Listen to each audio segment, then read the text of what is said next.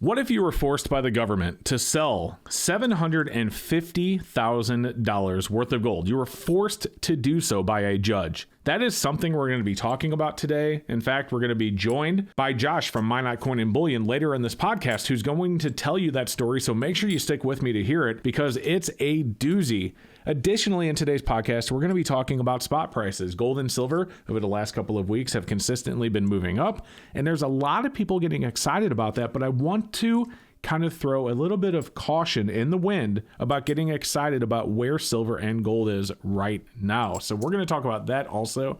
And additionally, there are some news articles I want to cover in today's podcast that I think are slightly relevant to what's going on right now. So we'll be covering that and who knows what else. So make sure you stick with us for today's podcast. And additionally, with all of my Talking Head podcasts, you do not need to keep the screen open. Just minimize it and listen in the background. There will be nothing put up on the screen that you need to see. Just me showing off some silver or gold or whatever I decide to put under the camera while I chat. But before you minimize that screen, do me a favor and make sure you are subscribed. Many people tell me they have been unsubscribed from the channel and I don't know why, so double check. Don't forget to hit the like button, and also remember that my sponsor, SD Bullion, is doing a full monster box of Silver Eagles giveaway right now over on their website. You can go to sdbullion.com/silverseeker to get an entry. And by the way, that contest ends at the end of the year and we are getting quite close. So make sure you click that link or go over there now and get your entry in. But getting back over to silver and gold, and me saying that you should have a little bit of caution when looking at the spot prices is because, let's be honest, guys. I mean, as I record this video, and this is, by the way, about 11 a.m. on Thursday, November 30th. So by the time you watch this or listen to this, the prices probably, or may have, or whatever, they probably changed. But right now, I'm looking at spot prices, and I see silver at $25 and, 33 cents per ounce. And then I'm looking at gold, and gold is sitting at $2,040.40 per ounce. Those numbers are pretty high if you consider where they were just a few weeks ago. In fact, just in the middle of November, we had silver trading in the 22. So I can see why people would get excited about seeing silver trading in the 25s today. But again, caution needs to be thrown because remember, guys, this isn't even the first time this year that we have seen these prices. We saw over $2,000 an ounce gold. We saw over $25 an ounce silver already this year. So when you look at these numbers and then you think about the fact that we already saw them once this year, what does that tell you? It tells you that it could go back down. So I don't want people to get overly excited about what spot price is doing. Don't get me wrong. It is actually good to see it going up instead of going down, but every time it goes up, it can go back down. But I have noticed a lot of excitement. I've noticed a lot of headlines. I've noticed a lot of YouTube video titles, people saying, could this be it for silver? Is this the time that silver is going to ride to the moon? And I think you guys probably know, if you watch this channel enough, that probably not. I'm not saying that I'm right. Don't get me wrong. I mean, I absolutely could be wrong here.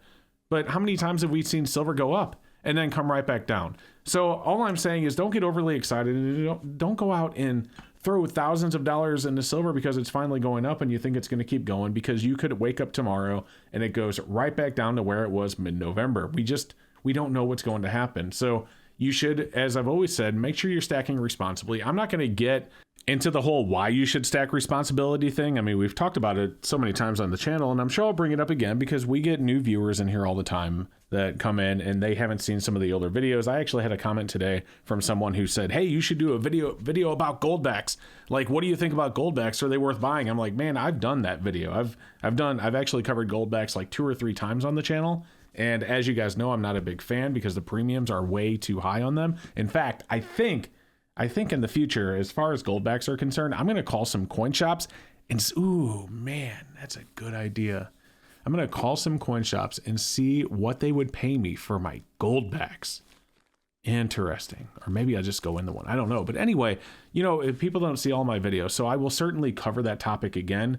But you definitely should stack responsibly. And especially in times of trouble that we're in right now. I mean, people are hurting, guys. I mean, there's no question about it. Everyone talks about how, and when I say everyone, I'm talking about your mainstream news media outlets talk about how the economy's getting better and things are getting better and people are doing well. And I think anyone that has eyes that actually open, like, you take off the sunglasses and then you have, like, I want to tell you about this. It's really cool. On the front of your face, like right above your nose, like on each side, the left and the right, you have they're like soft pieces of skin that have some hair sticking out. They're called eyelids.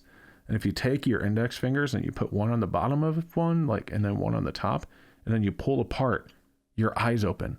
And I think that anybody that knows how to do that knows that, it's not as good out there as people say it is. I know many people, friends of mine that are struggling right now with the high cost of everything. The value of my house, and this is not a bragging thing. In fact, I'm sad about this, but I was just looking on, Zillow, and the estimated value of my house from when I bought it just over 10 years ago has doubled. Guys, that's not a good thing. I'm not happy that my house is worth more than, twice as much as it was 10 years ago, according to this website, of course. I'm not happy about that at all. You know why I'm not happy about that? Because that means my kids, as they go out into the world to buy a home that I bought just 10 years ago, to buy this home that I bought just 10 years ago, they have to pay double what I did, and they have to pay higher interest rates. That's unbelievable. That's unreal. My son was talking to me, we were talking yesterday because I've been trying to replace his car. And he said, Dad, how are people in my generation supposed to be able to afford homes? And I said, you know what, son, I really don't know. And I wasn't trying to be a downer or discourage him, but the truth is I really don't know. Like $15 an hour that they've been pushing for this minimum wage lately. Well, I guess, not even lately. Now it's like $20 or $25 an hour. The reason for that is because $15 an hour isn't enough anymore. But then if you push the minimum wage to $20 or $25 an hour, now that's not going to be enough anymore. You know what I mean? Eventually you're going to get to a point where for you to be able to afford like a regular 2-bedroom apartment for you and your wife and a kid or whatever, you're going to have to make $100,000 a year just to afford it. And I'm not meaning because you live in New York or, in the middle of San Francisco or anything like that. I'm talking rural America where cost of living has generally been pretty low. I mean, we're going to get there, guys. I mean, if we keep going this way, I hope that things turn around and we don't get there. And maybe there's something in the future that changes it. But right now, it's not a good outlook. In fact, I've read a report. This has been a while. Don't get me wrong, but maybe a year ago, I read this article online where this economist is saying that for the first time in generations, we are going to see the following generation actually have it worse than their parents did. And as a parent, I can tell you that that's sad to read. And again, I hope that I'm wrong. And I'm sure I'm going to get the people in the comments that were going to tell me, well, hey, look, the price of gas has been going down lately. Well, yeah, you know what? And the price of silver has been going up. And both of those things could switch up any day. It has before. And of course, they're going to tell me that the price of eggs in Walmart's down. And they're going to tell me that the price of food's down. And what I'm going to tell you is that doesn't change the fact that I know many people, like I already said in this podcast earlier, that are struggling right now. Things are still, they may be cheaper than they were 6 months ago, but they're still way more expensive than they were just a few years ago. And from what I can gather from my friends that I talk to that are in their career jobs, like their career position, they're not just working like a job to get by. This is what they do for a living. Their income hasn't went up to match, so they're struggling. Everyone's struggling right now. And maybe the minimum wage went up for those entry-level workers, for those entry-level jobs, but has their income even really went up? Like, think about it. If your grocery bill is 30% higher and your energy bill is 20 or 30% higher, does that, 20 or 30% more that you're making now actually do anything? No, of course it doesn't.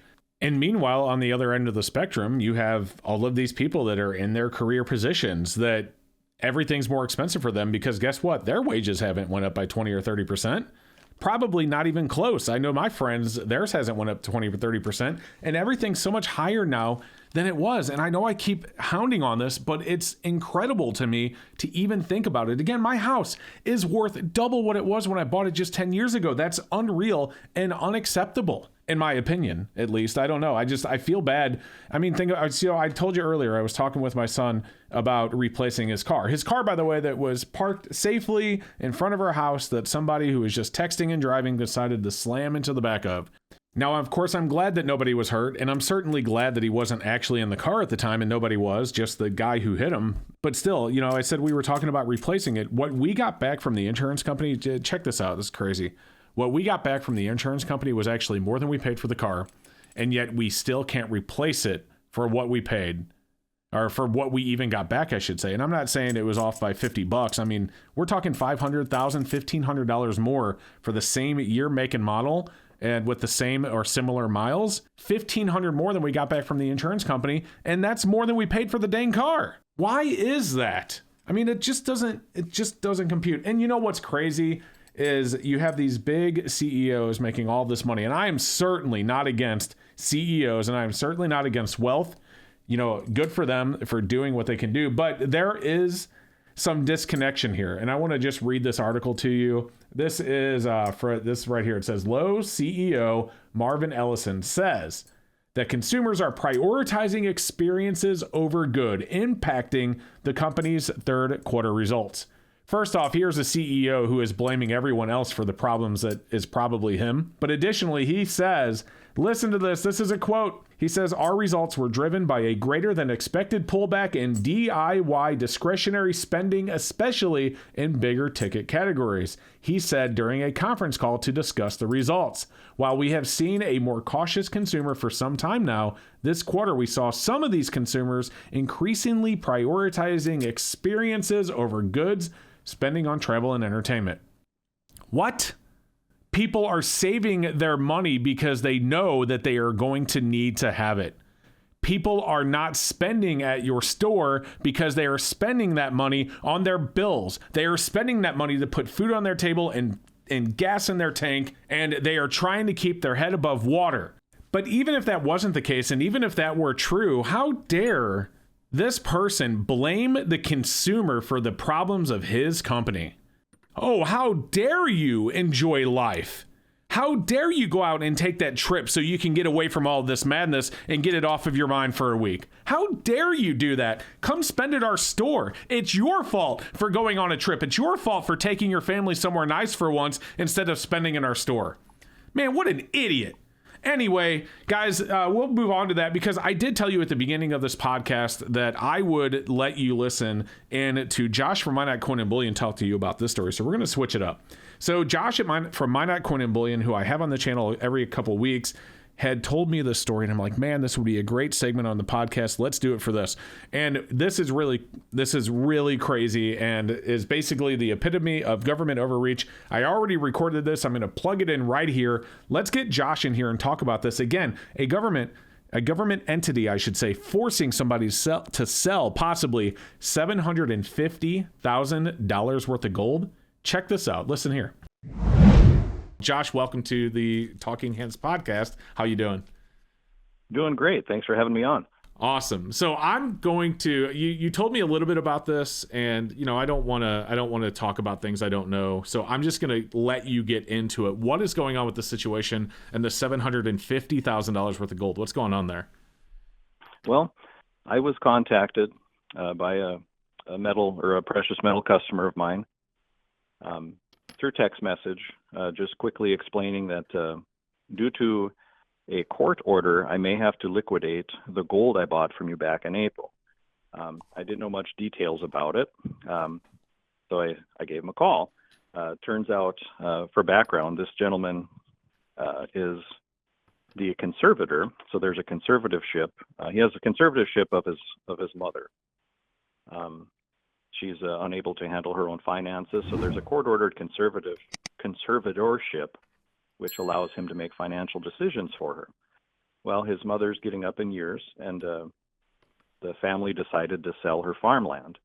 Well, that sale netted nearly $1 million, and rather than put nearly $1 million in her bank account, because he's a precious metal guy, he thought, you know, and I'll give it some background too. This was in April. If you remember, nationwide news, bank failure started in March, and that caused a frenzy. So this was during the frenzy. People were concerned about bank bail-ins, where the banks, in order to stay afloat, would essentially take your money out of your account. So he was concerned about that. So he wanted to put $750,000 of his mother's proceeds from this land sale into precious metal. I happily brokered the deal for him. He got all the metal drop shipped to him, so that was a nice thing for me where I didn't have to handle and store $750,000 worth of gold waiting for him to pick it up. And everything was fine until he reached out to me. So to get background on that, I guess there's an annual review, a court-ordered annual review of the conservatorship to make sure that this gentleman is fit to be the conservator for his mother's finances. Well, as part of that, he had to show the sale of the land. He had to show that some of that income was invested into gold through my business, and I had receipts. He provided the court receipts.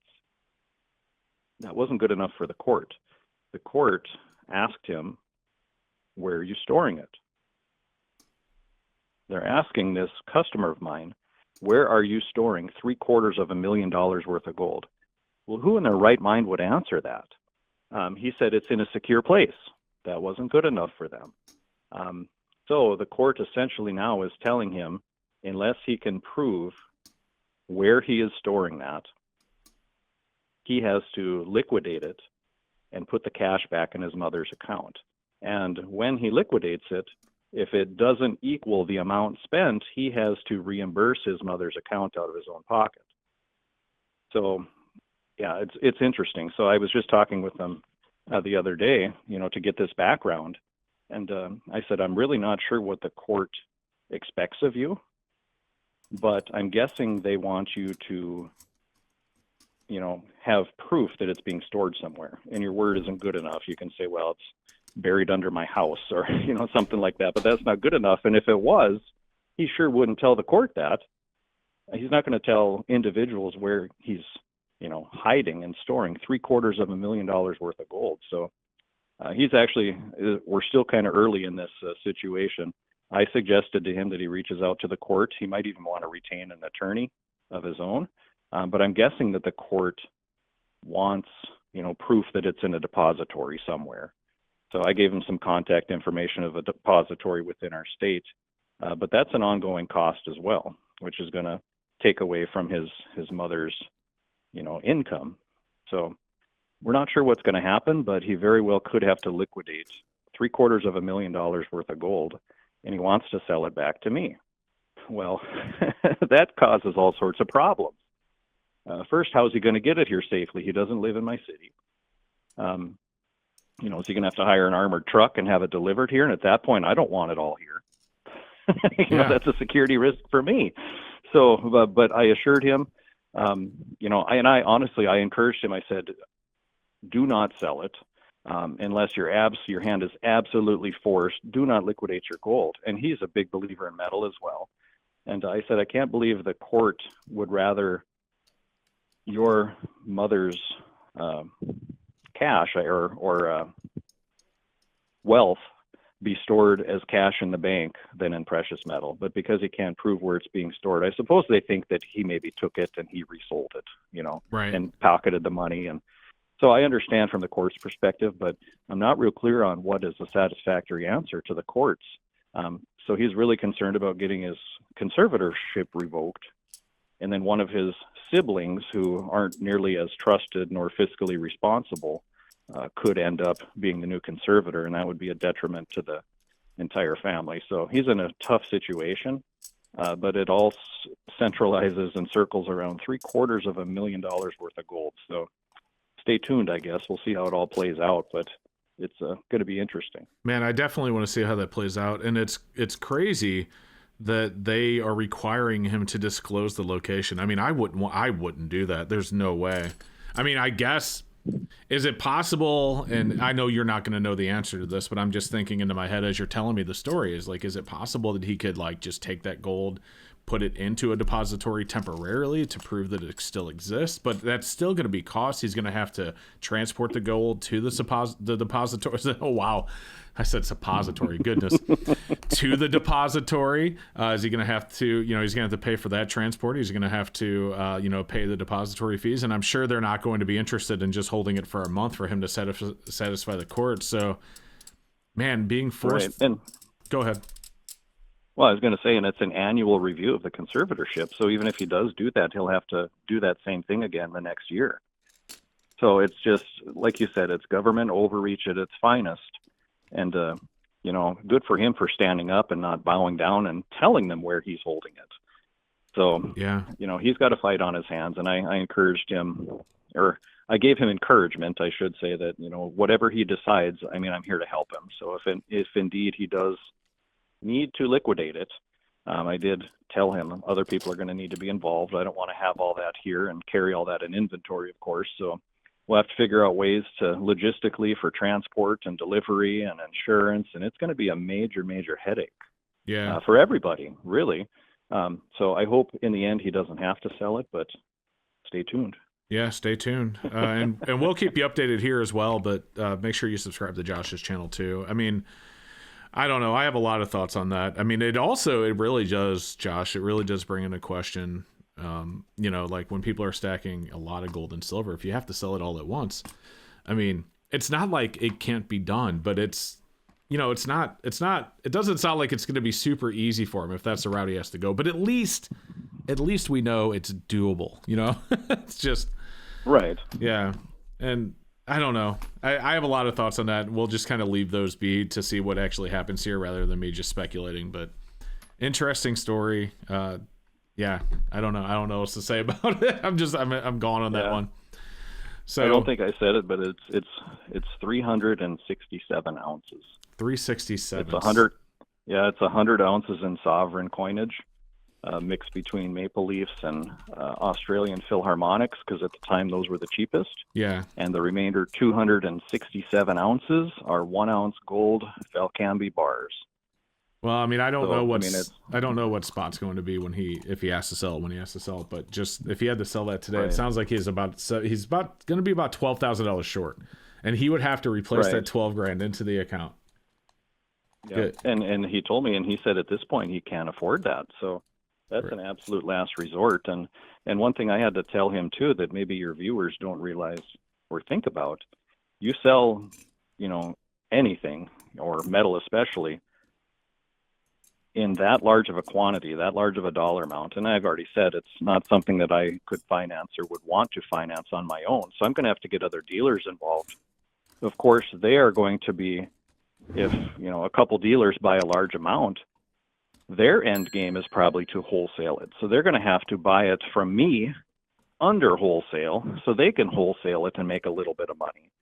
So from my perspective, if my time is worth anything, I got to buy it a little cheaper than that.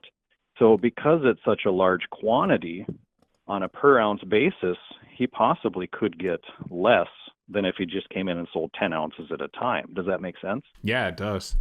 And unfortunately, that's something people don't always think about. So because I'm sure there's dealers out there, but I don't have any that I have close relationships with that would want to shoulder the burden of $750,000 and have it sit in their inventory. But they're definitely going to want to buy it right. And that's a huge risk for them too, just like, the ups and downs of the market. So it's going to be interesting. It would be fun to see it in person, but I would not want to be the person that has to shoulder the responsibility. That's for sure. Yeah, no doubt. All right, Josh. Well, hey, thanks for joining me on the podcast. Hopefully I'll have you on as a guest again. Yeah. So yeah, absolutely. I love the talking hands. Keep it up. All right. Thank you, sir. You bet. So that was Josh from My Night Coin and Bullion. I'll put a link to his channel in the description if you want to go over there and give him a sub. But what a crazy story. And, I do understand where the judge is coming from, right? So he wants to make sure that the money is not being spent from the conservatorship, that it's actually there and it's not just being squandered. So I do kind of get it. But at the same time, to be forced by a judge I would not. I mean, if I don't have anywhere near that kind of gold, not even close. That's like a dream come true for probably most people watching or listening. But if I had that kind of gold, I wouldn't tell anybody where it was. No way. Especially a judge. I mean, I'm not, there's good judges out there. I'm friends with a judge, to be honest with you, but I still wouldn't do it. No one would know where that gold is. Probably not even my wife. I'd probably die and then they wouldn't even, I don't know. I mean, maybe you do have to keep that in a depository, because I do, like I already said, get that, being in charge of a conservatorship, you have to show where the money is, what it's been used on, so on and so forth, and you need to show that money is there and, like I said, not being squandered. So I get it, but still, there's no way in the world I would do that. And by the way, during that conversation, that was recorded on Monday, and I said he would be about $12,000 short based on spot price at the time. Well, if he actually did that today, 367 times 2040, that is $748,680. If he gets spot, he's really close to what he spent. So I guess gold going up would work out in his favor if he ends up having to sell it and put that money back into the bank. But no matter what happens, again, I wish him luck, and I'll let you guys know if Josh gives me any more details, maybe in a future podcast. So don't forget to make sure you are subscribed. And do me a favor, just comment down below and let me know what you think about that story, because I would love to know your thoughts. But yeah, guys, I'm going to probably call it there. We're getting around a half-hour mark, and I don't want to make these too long. If you guys, do me a favor, if you would like to see like longer Talking Hands podcast, let me know, and I'll try and make them longer. I would love to see what your guys' thoughts are. But either way, thank you for listening or watching if you're watching and listening at the same time. And additionally, thank you for being subscribers. Thank you for leaving comments. Thank you for hitting the like. And additionally, there's a video up above. If you haven't seen that yet, make sure you go take a look at that one right now, because it's a great one. And we will see you next time. By the way, thank you as well to my awesome channel members scrolling on the right-hand side of the screen. You guys are awesome, and I appreciate your support. Have a good one, guys.